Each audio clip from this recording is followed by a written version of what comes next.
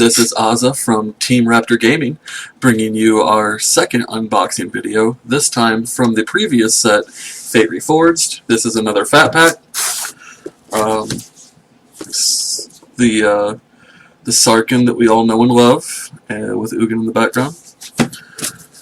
So let's go dig right in. The store kind of had the plastic torn up on this one, so there won't be quite the struggle with the plastic.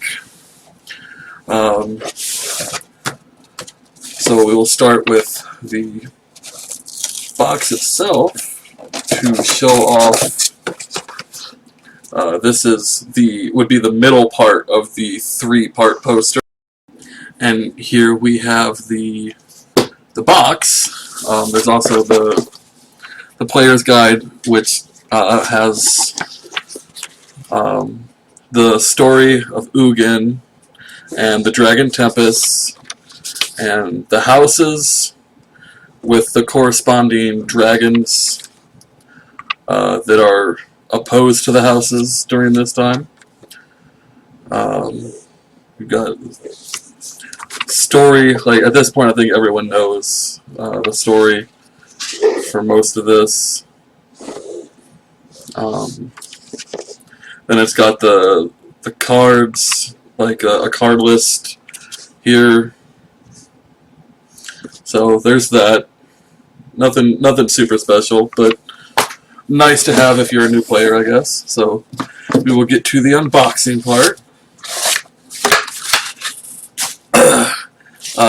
Deck boxes, same as always. They're just kind of filler deck boxes. You wouldn't really use them for anything important, but keeping track of maybe a deck that you're working on, or a deck you don't really care about, you just take it to play with, like, you know, my nephews and nieces that are just getting into Magic, and I gave them boxes like this so they can put their cards in them.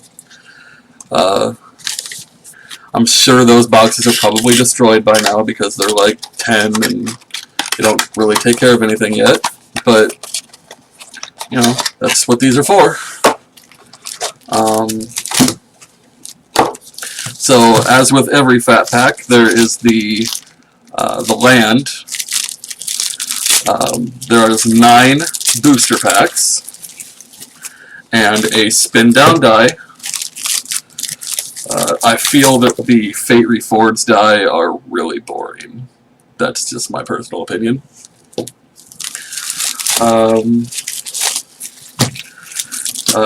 We take the land typically when we have our draft days for my D&D group. Sometimes we'll play Magic and have drafts, and that's what we keep the land on hand for. So let us dig in. See if we can pull anything interesting. Alright, so we're going to be mostly skipping the commons, I mean, and the uncommons. There's not really much going on there that we would care about.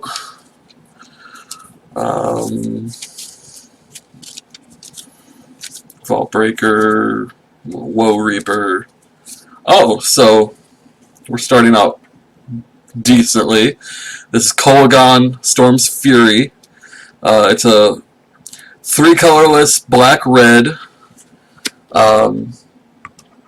It's flying. When another dragon you control attacks, creatures you control get +1/+0 till the end of turn.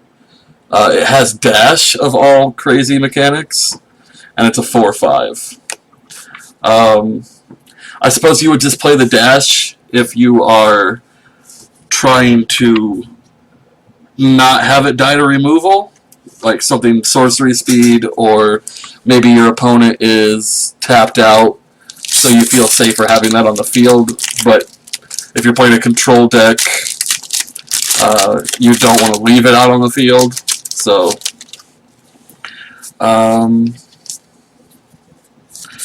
nothing super jumping out here. Wandering Champion, just got Barricade, Vault Breaker, Shu Yun, the Silent Tempest. This was a really good card, I feel. It's 2 colorless and a blue. It's got prowess, and whenever you cast a non-creature spell, you may pay 1 red or white and another red or white. If you do, target creature gains double strike until end of turn. For a control or tempo deck, that's really important because most of your creatures aren't necessarily there to be doing a lot of damage. So anytime that you get to get in there and do some damage with them, you need to maximize it. That's the point of control and tempo. So we'll go through nothing.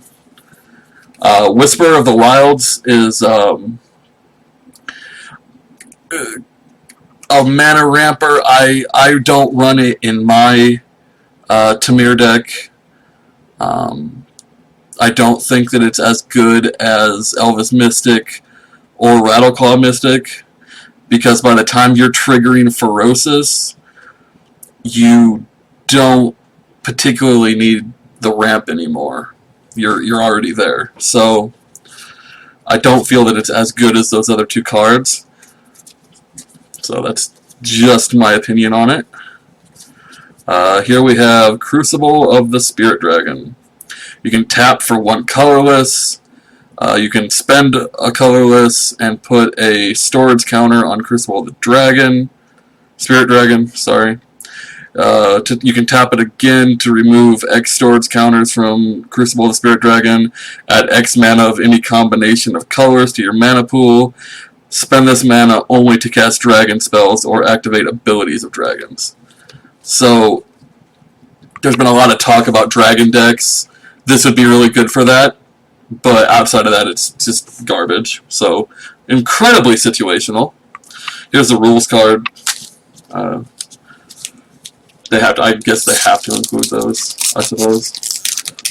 If I was a new player, I probably wouldn't be starting out with a Fat Pack, but I guess if you're a new player, you don't know what to start out with. My cards were kind of bought for me by my girlfriend when I first started, so whatever. Nothing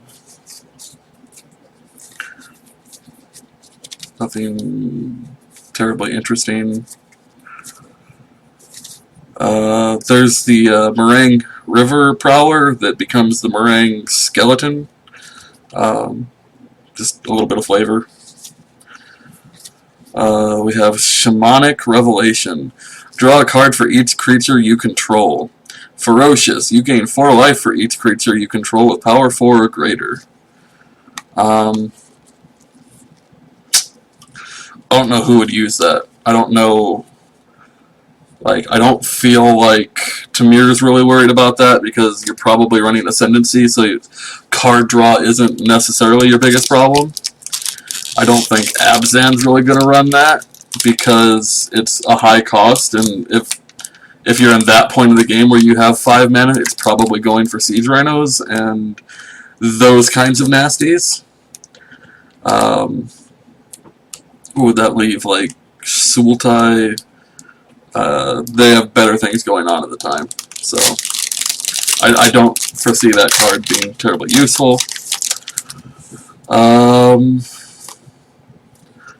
Heart Sustenance can be kind of good if you have a lot of creatures, maybe a token deck, but the color combination's kind of wrong for that.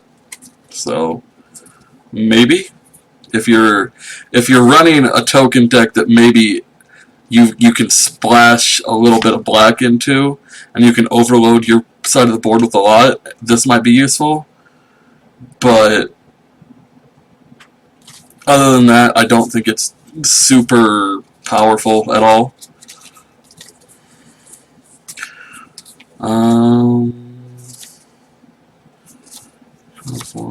Another Shuyun. I don't know. I'm white. I can't say those words right. So we've already looked at that one, so I'm not going to beat a dead horse there. Kind of cool that we got 2. I don't know if that's a main board card for a Jeskai anything right now, but it could be, I suppose. I don't really super know Jeskai at the moment. I suppose it probably has its uses though.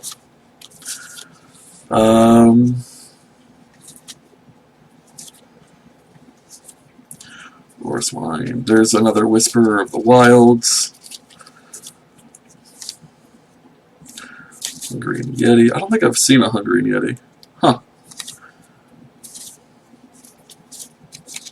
There's Palace Siege. That tells me we have a foil here. So the sieges are really nice. This one is black, 3 colorless. When it enters the battlefield, you choose Khans or Dragons. If you choose Khans, it's at the beginning of your upkeep. Return target creature card from your graveyard to your hand. If you choose Dragons, it's the beginning of your upkeep. Each opponent loses 2 life and you gain 2 life. I mean, that puts you on a timer. And helps you survive that timer, I suppose. I'm not too sure how important that is to Sultai, but it seems like a cool card. And we have 2 Thornwood Falls, and one of them is a foil, so, I mean, that's kind of a waste of a foil slot, in my opinion. So, that is that. Try to get some better focus here.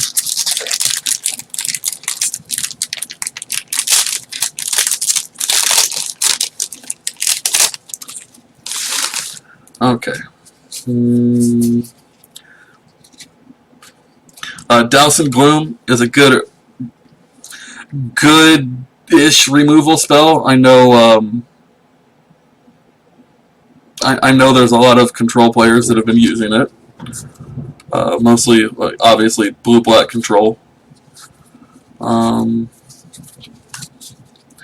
think the life gain is really important in certain matchups, so I could definitely see why you would have it. Nothing. Mastery of the Unseen. Whenever a permanent you control is turned face up, you gain 1 life for each creature you control. You can tap 3 colorless and a white to manifest the top creature of your library, or top card of your library. I think that's good and limited. That's a lot of mana to make it really useful, though. I don't feel that I've seen that many players running a lot of Morph. I think it's a mechanic that they wanted to get more out of than they did. But that's just my opinion.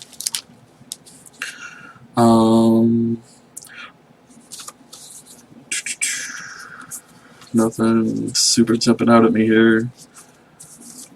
Destructor Dragon's nice. If your opponent is, if you know your opponent has a lot of enchantments, Destructor Dragon can be good. Another Crucible of the Spirit Dragon. That's not cool at all. Yeah, we've already gone through that, so. Last pack. Hopefully we can channel some of that magic, get an Ugin. Or, I don't know. I don't even know what else would be worth it at this point.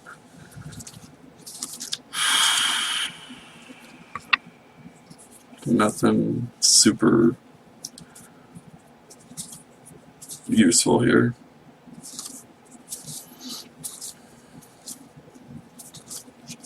Outpost Siege. That's not even good. So this siege is 1 red, 3 colorless. If you choose Khans, it's at the beginning of your upkeep. Exile the top card of your library. Until the end of turn, you may play that card. Dragons, whenever a creature you control leaves the battlefield, it deals 1 damage to target creature or player. I think that's really good in a token deck because your tokens are going to be leaving the battlefield pretty often. And being able to damage a player makes that incredibly useful. Yeah, that's my thoughts on it. So, bring these back over here. Set it up so they can be seen.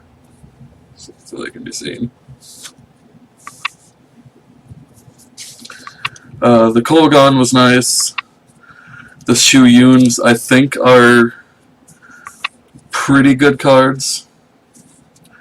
The 2 Crucibles were not what I wanted to get, certainly.